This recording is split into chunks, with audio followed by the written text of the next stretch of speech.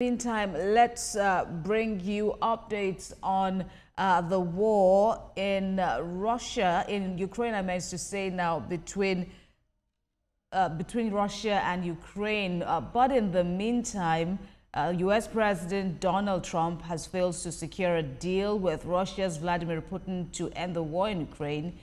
He's now set, though, to host Ukrainian President Volodymyr Zelensky in Washington on Monday after what was billed as a high-stakes summit in Alaska.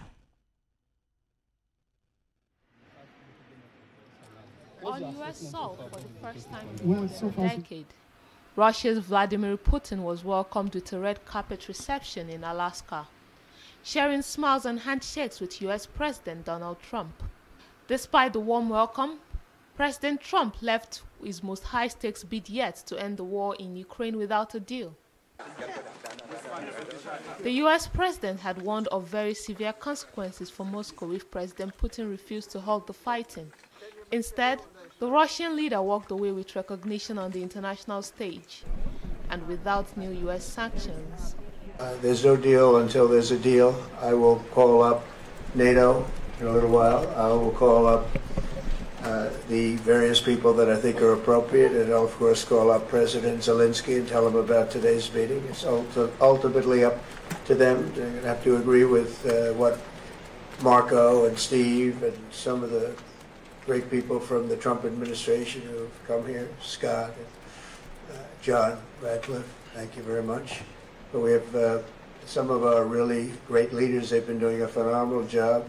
We also have some tremendous Russian business representatives here, and I think, you know, everybody wants to deal with us. We've become the hottest country anywhere in the world in a very short period of time, and we look forward to that. We look forward to dealing. President Trump insisted progress was made, but President Zelensky, the man at the center of the war, was notably excluded. Ukraine's president now heads for Washington on Monday to meet President Trump face-to-face. President Zelensky says he expects detailed discussions on ending what he calls the killing and the war. But with Russia gaining ground and President Putin demanding long-term concessions, the war is now in its fourth year, far from a resolution. For now, President Trump promises more talks and even hinted at a possible trip to Moscow. But the path to peace remains as uncertain as ever. Meeting, there were many, many points that we... All right, let's talk some more about this latest development with what to make of President Trump's meeting with Vladimir Putin of Russia. Well, joining me now to discuss this summit is Global Affairs analyst Dr. Patrick Coker, and we thank you very much for joining us again on TVC News. Breaking news says that President Trump is now rooting not for a ceasefire as Ukraine expected, but a permanent peace agreement. What do you make of this move? First, the historic and symbolic meeting was quite welcoming. Yes, objectives or goals are shifting. However, achieving such a goal, not necessarily impossible, because the First World War ended that way.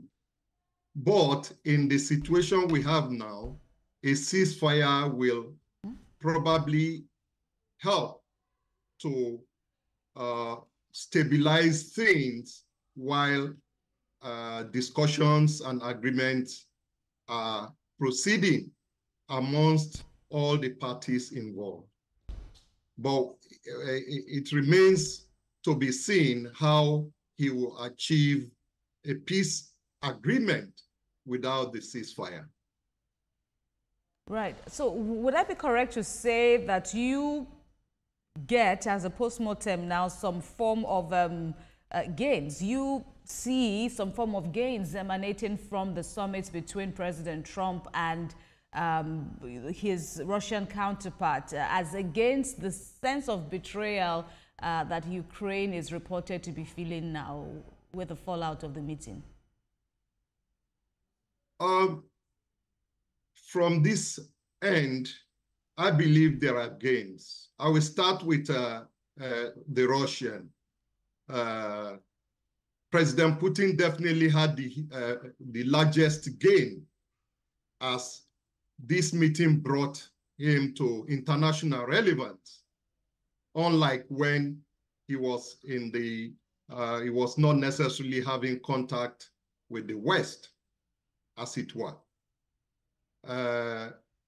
Second, President Trump clearly has declared it a huge success, and that it's work in progress. And I must say that he has inched one further towards achieving the Nobel Peace Prize, which he dearly wants to gain in due course. On the part of Ukraine, clearly Ukraine, the president has become more relevant, and you can imagine that shortly after the summit, he's been invited to Washington for further briefing and talks. That means it's quite relevant, and it also tells us that EU is also supporting him, and that every effort to support him is still on the table. That means the weapons deal and all the rest are on the table, which Ukraine stands to benefit. But, right. Kindly hold that thought. I hope we have time to cover all the grounds, but at least let's even try to make some progress, asking further whether you think President Trump really can end the war. He said he could end it within 24 hours. And like a Ukrainian analyst said, the world is seeing the longest 24 hours yet in his promise that he could end the war once and for all. Even President Trump has characterized this as one of the most difficult projects in the course of finding peace. And we could relate this or infer from his last tweet before he flew to Alaska, where he said there are high stakes involved in the deal. And we also saw the optics that after the summit, it wasn't quite as boisterous and, very interesting concerning the outcomes, because definitely the outcomes were not as expected. However, on the long run, I think we are on the trajectory to achieve peace in Ukraine.